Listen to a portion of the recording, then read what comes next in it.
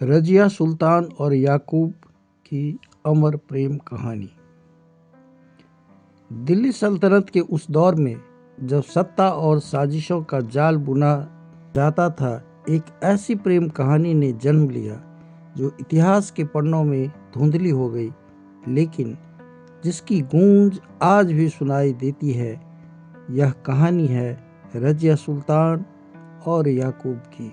रजिया दिल्ली की पहली महिला शासक, जिन्होंने न सिर्फ सल्तनत की बागडोर संभाली बल्कि अपने साहस और बुद्धिमत्ता से इतिहास रचा। और याकूब एक अफ्रीकी गुलाम जो रजिया के दरबार में एक विश्वास पात्र बन गया। क्या यह सिर्फ एक शासक और सेवक का रिश्ता था या इससे कुछ और भी? आइए इस कहानी में झांकते हैं। रजिया सुल्तान का परिचय। रजिया सुल्तान इल्तुतमिश की बेटी, जिन्हें उनके पिता ने अपने बेटों से कहीं अधिक योग्य समझा।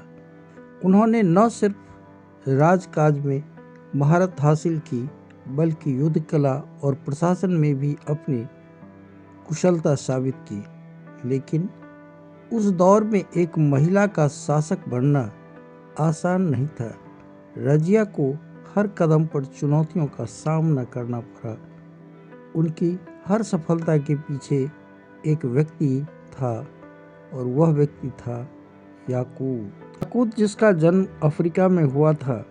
गुलाम के रूप में दिल्ली लाया गया, लेकिन उसकी काबिलियत और वफादारी ने रजिया का ध्यान खींचा। वह धीरे धीरे रजिया के करीब आता गया और उसका विश्वास पात्र बन गया। याकूब न सिर्फ एक सेवक था बल्कि रजिया का सच्चा साथी भी था। उनके बीच का रिश्ता क्या सिर्फ शासक और सेवक का था या इसमें कुछ और भी था?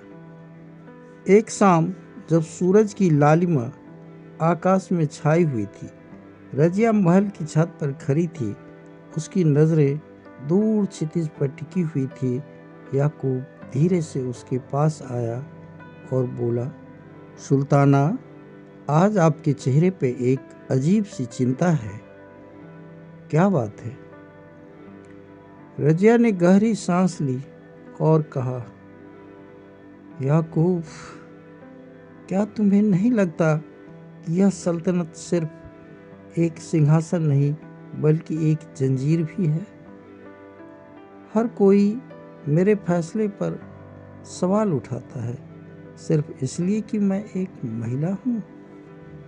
याकूब ने गंभीर होकर के जवाब दिया, सुल्ताना, आपने वो साबित कर दिया जो कोई और नहीं कर सकता। आपकी बहादुरी और बुद्धिमत्ता ने इस सल्तनत को नई ऊंचाइयों पर पहुंचाया है।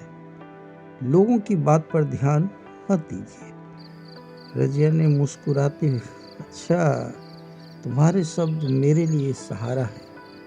याकूब, तुम्हारी वफादारी और दोस्ती ने मुझे हर मुश्किल से लड़ने की ताकत दी है। रजिया और याकूब के बीच का रिश्ता क्या सिर्फ वफादारी का था या उसमें प्रेम भी शामिल था? यह सवाल आज भी इतिहासकारों के बीच में बहस का विषय बना हुआ है। उसका मानना है कि रजिया और याकूब के बीच सिर्फ एक शासक और सेवक का रिश्ता था, जबकि कुछ का कहना है कि उनके बीच प्रेम था। यह प्रेम सामाजिक बंधनों से ऊपर था, जो उस दौर में असंभव लगता था।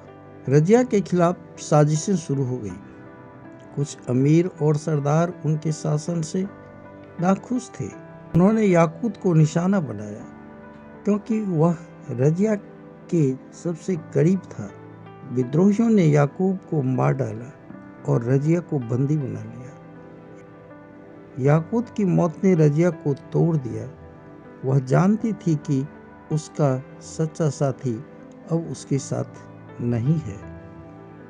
रजिया ने याकूब की याद में एक संदेश याकूत, तुम्हारे बिना यह सल्तनत शायद अधूरी है, लेकिन मैं वादा करती हूँ कि तुम्हारे सपनों को पूरा करूँगी।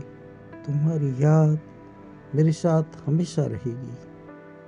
रजिया और याकूत की कहानी प्रेम और वफादारी और साहस की एक अमर गाथा है। यह कहानी हमें यह सिखाती है कि प्रेम कभी भी जात, पद या समाज की बंधनों में नहीं बंधता। चाहे इतिहास में इस प्रेम के प्रमाण कम हों, लेकिन यह कहानी आज भी हमारे दिलों को छूती है और प्रेरित करती है। आप सबको धन्यवाद। आप लोग अपना विचार जरूर प्रस्तुत करें। इस वीडियो को लाइक, शेयर और कमेंट करें। आपका स्वागत है। मैं महावीर कुशवाहा। मिलते हैं किसी ऐसी ही अगली प्रेम कहानी में। धन्यवाद।